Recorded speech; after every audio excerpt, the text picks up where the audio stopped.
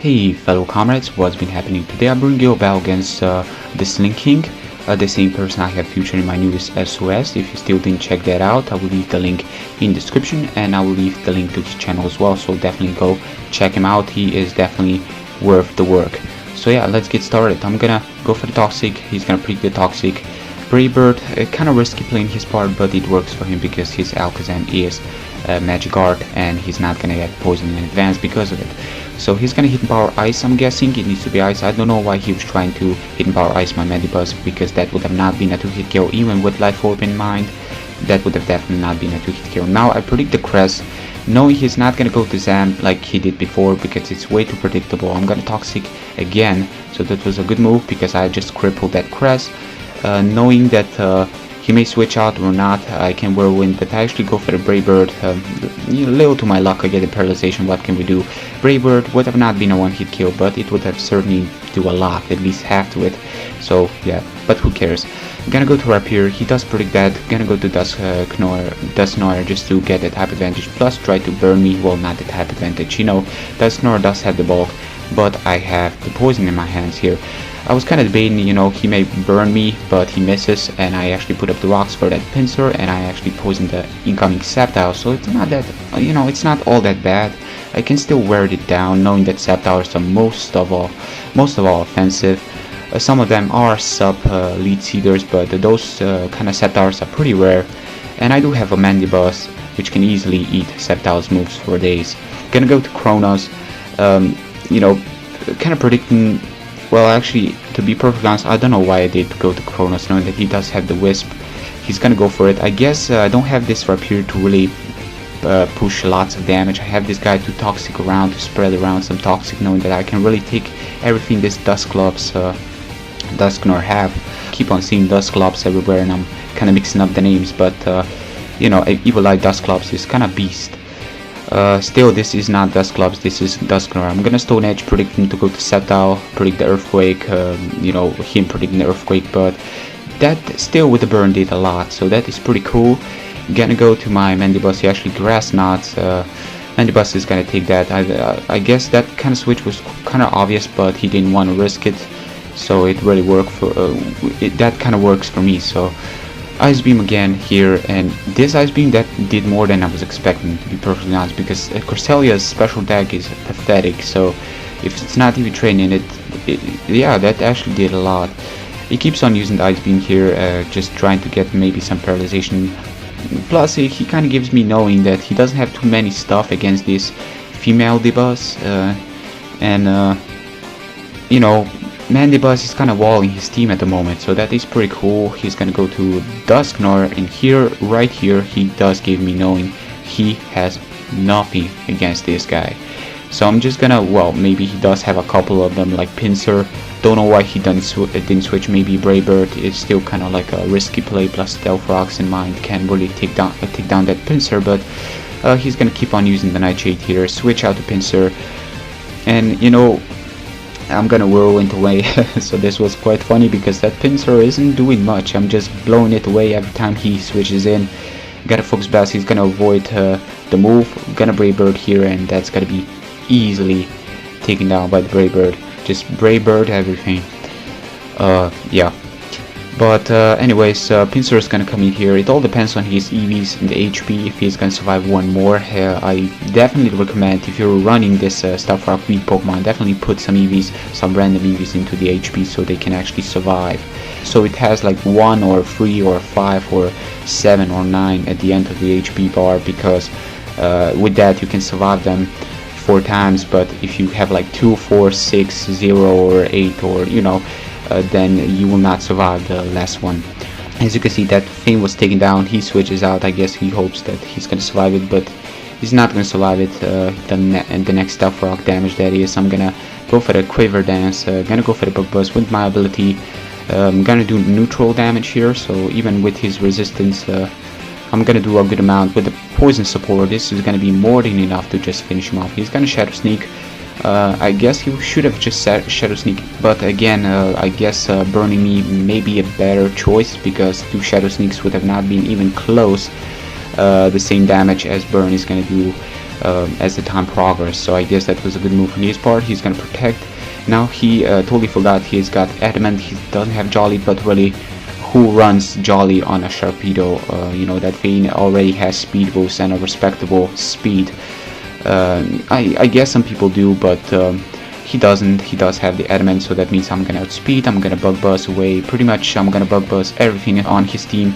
I guess he's yeah, Pinsir cannot take 4 switches when it comes down to Stealth Rock damage, but yeah, that's what I was talking about back before. I tried to get that random HP and take down the Sceptile because I am timid and I can easily outspeed. So that was our first game, and this is gonna be our second one. So I'm actually using the same team I have used in my previous game because you know, I was feeling like why not use the same team.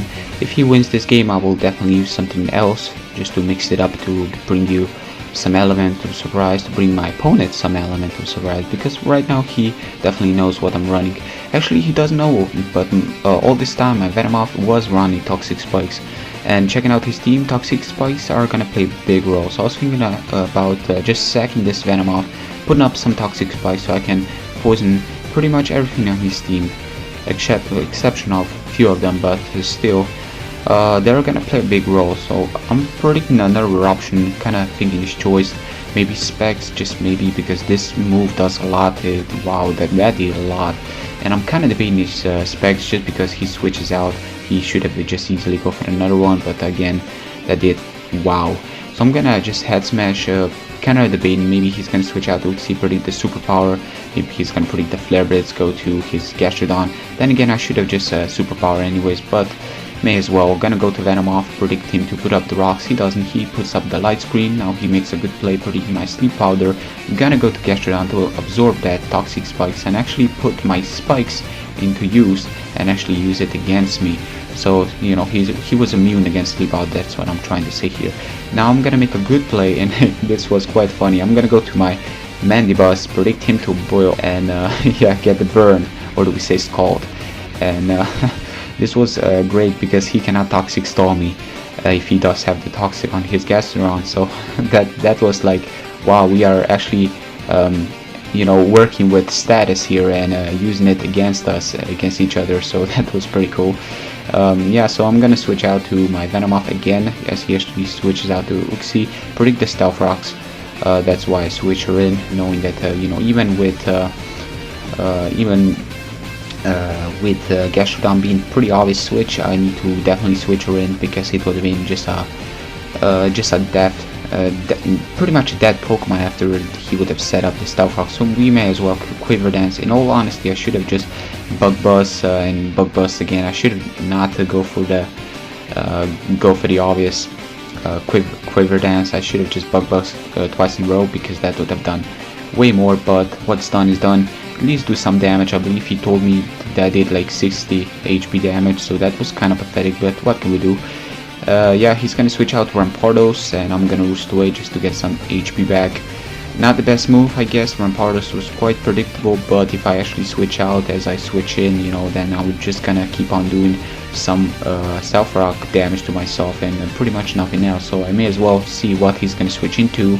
Gonna predict him to go for the Earthquake, predict my Rapier switch, and it actually goes for a Break. So that kind of works for me because I know most Rampardos are Scarf.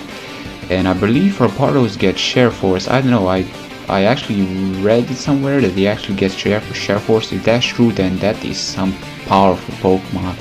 I don't know how many moves he can actually abuse with Share Force, but yeah, that is pretty damn powerful. Anyways, he's gonna go to Alakazam. Don't know why. Kinda debating still, but he actually gets a crit. So I'm gonna Flare Blitz. He's gonna go to Uxie. And now I'm gonna switch out. I'm gonna slow down this process just to explain why I actually switch out. The reason I switch out and pretty much make my Emboar as pretty much a Death Fodder because Stealth Rocks are gonna take me out. Why I didn't Flare Blitz? Well, I was thinking that Stealth Rocks are gonna play a big role, right? I was thinking they were gonna play a big role. And yeah, checking out his team, I don't have any opportunity to put up rocks exception of this Uxie. So guess what I did? I make a misclick. And yeah, right there I was like punching myself in the face just because the only reason I go to my Rhyperior, checking out his team, everything on his team can one-hit KO this Rhyperior, and Uxie is the only Pokemon that gives me the free opportunity to put up rocks, but I make a misclick, so that was just bad. I Toxic here, make a good play knowing that he's gonna Dragon Dance to wear down, because this may as well be the only way to take this guy down. I believe Feraligatr gets the Share Force as well, and just imagine Share Force, Dragon Dance, Waterfall. I believe it can get Ice Fang, Ice Punch.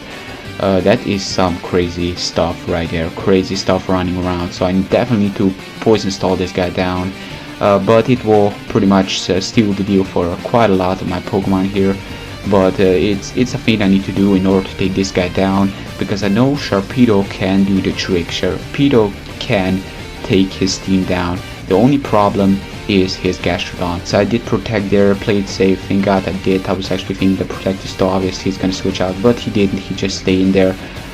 Thank God I did go for the protect there. Gonna go to my Mandibuzz. I believe he Earth Powers, so back there I didn't read, but I believe this was the turn when he actually Earth Powers. Reflect wears off, which can work for me. Gonna go to Tell No One, and yeah, I'm just gonna, I believe I predict this from Rampardos, that's right, because I know I'm in a pinch. I have some problems here, so I need to make some great moves. So I switch to my Sharpedo, predict the Rampardos, have that type of advantage, and I actually protect what I should have not done, but actually didn't really change anything, because now the main problem here is that Gastrodon does have the Storm Drain, and here he makes a really weird move, which kind of gives me thinking it's Focus Sash, so it kind of works for him, because I go to my Mandibuzz, really bad move from my part, and what's even worse is that he actually goes to Typhlosion. I don't know why he didn't go straight to Gastrodon, knowing that he can survive the crunch and just finish me off, but this was really weird, but I guess it will do. We both make bad moves here, because little to his notice, my Sharpedo does have the Aqua Jet and it's adamant. That Gastrodon is a bane to my existence if I only take down that Gastrodon. Here I make a big misplay. I was thinking he's gonna go to Gastrodon, predict the Waterfall, knowing that Crunch will not kill, so I actually Crunch. I should have Protect, played safe, but that didn't work. Again, checking out his team, Protect, if I would Protect, Alakazam would have been taken down by the Crunch, Rampardos would have been taken down by the Aqua Jet or Waterfall, whatever. Typhlosion would have been taken down by the Waterfall next turn, because his Rampardos is Scarf. I'm pretty sure his Typhlosion is Spec, so that means I can outspeed. And his Gastrodon is the only problem, because I'm pretty sure it would have survived one Crunch, so yeah, it would have definitely been his game if I would have not get a crit. Plus there is a Life Orb in mind, a recall, so I'm pretty sure Life Orb would have taken me down before I would have taken everything down on his team, exception of that Gastrodon, like I was saying.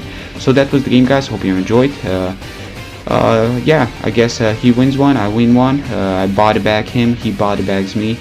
Now it's time for the third game. I don't know when that's gonna happen, but definitely I will make a new team just to get some stuff ready to give him some element of surprise.